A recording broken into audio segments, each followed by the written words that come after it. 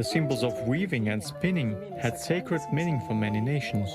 Much ancient knowledge has been preserved to the present day. For instance, there is an Arabic word nul, which means an ancient hand-knitting loom. A plain rectangular framework with two strained threads forming a lattice. What is the associative connection of this symbol with the ancients' cosmological conceptions?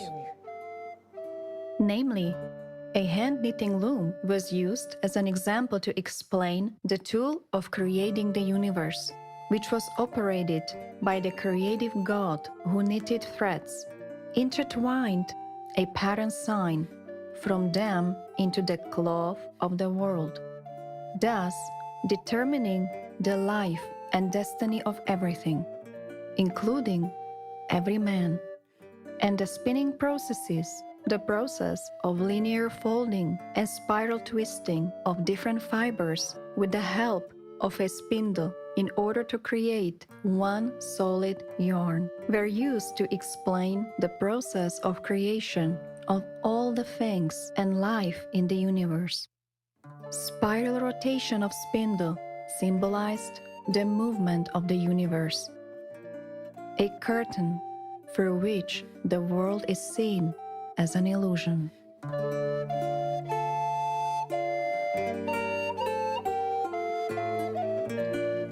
The word spindle is related to the ancient Indian word vatanam, which means spinning, rolling, moving backwards and frontwards. The spinning was a characteristic of the Great Mother and Moon goddesses.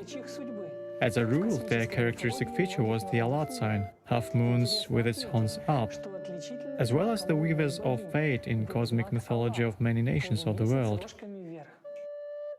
For example, in the East Slavic mythology, the patroness of the female principle, fate, fertility, water, spinning and weaving, also called the invisible great spinner of the world, was the goddess Makash, Makosh.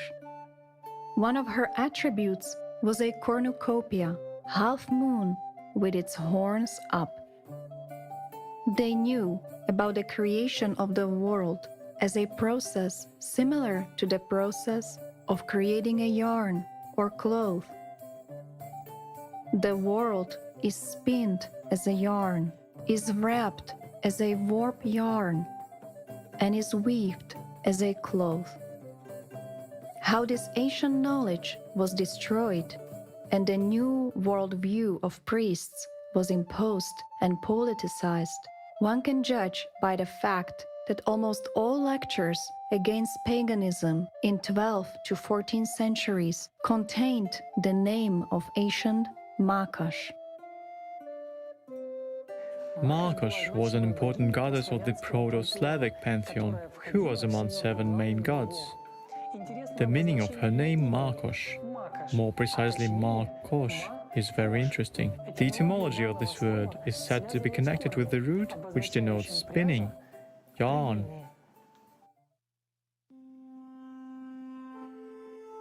In Sanskrit, there is a word moksha, moksa, which means liberation, which is still used in Indian philosophy and religion as the concept of spiritual liberation. In the name Ma-Kosh, taken into consideration old Indo-European age of the word Ma, the first word means mother, the great mother who gave birth to the world, the goddess of fate. And the word kosh in Old Slavic language means braided basket, braided cart for sheaves, known from the times of the Neolithic 4000 to 3000 BC, a storage for grain. In the mythology of nations of the world, grains represent an ancient symbol of birth, resurrection, and renewal of the world. And from the perspective of the spiritual development of man, the symbol of grain is the formation and establishment of spiritual life in a man, where the highest values are the achievement of non-material goods and spiritual maturation. That is why the initial image of the goddess, patroness of full baskets, as the mother of the true happiness, liberation, had completely different meaning, connected with non-material values of a man. In many ancient cosmological myths of nations of the world, it is noted that it is goddesses who did weaving as an act of cosmic creation.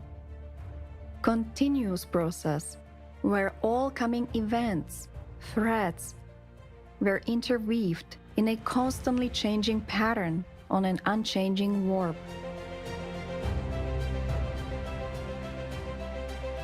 Moreover, warp, the lengthwise threads on a frame, was the symbol of the permanent and constant, which links all the levels of the universe, and weft, the transverse threads placed perpendicular to the warp threads and interweaved with them, symbolized the inconstant and changeable, quantitative, the nature itself in time and space. The warp and the weft make up a cross.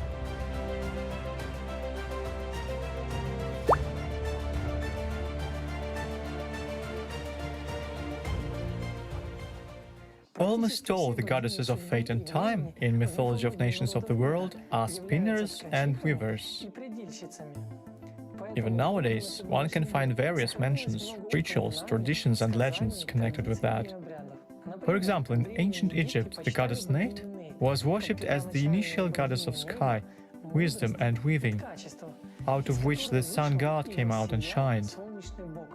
According to myths, in the beginning of times she strained the sky on her weaving loom and weaved the world from the primordial waters, weaved all the living creatures, including men and women.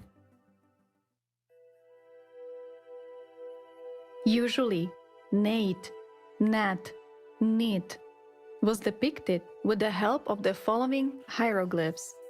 The first hieroglyph means her name, the root NT. The second hieroglyph indicates her symbol placed on the head, and the third hieroglyph means goddess.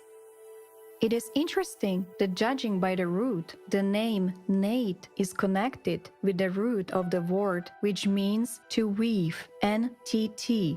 It is also the root of the word existence. Egyptians believe that Nate is connected with the goddess of primordial void, primordial waters, none. The name Nate is also connected by the root with the word water, NT, thus indicating the connection of Nate with the goddess of the primordial waters. In one of the myths, Nate is said to be the one who illuminated the first face, or illuminated the first face surface. Plutarch and Plato quoted the following text about the goddess Nate: I am all things that are, that will be, and that have been, and no mortal has ever unveiled my cover. According to the historical sources, in ancient Egypt there was a prayer to Nate. Oh, the great mother, whose birth is unperceivable. Oh, the goddess, young and great, whose cover cannot be unveiled. Oh, open your cover, the precious, because I have no way to you. Come and take my soul and protect it with your hands.